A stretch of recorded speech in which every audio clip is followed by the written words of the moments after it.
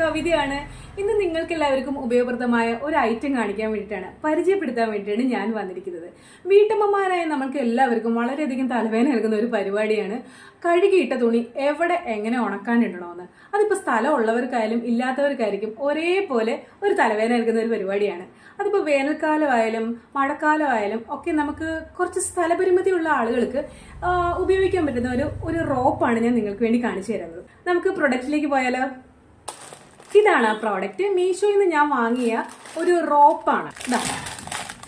ഈ റോപ്പിന് രണ്ടറ്റങ്ങളാണുള്ളത്.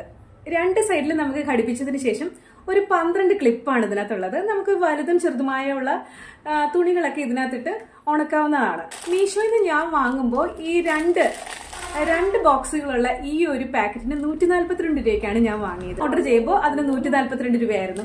നിങ്ങൾക്ക് എല്ലാവർക്കും ഈ ഒരു പ്രോഡക്റ്റ് ഉപയോഗപ്രദമാവുമെന്ന് വിചാരിക്കുന്നു. Have A nice day.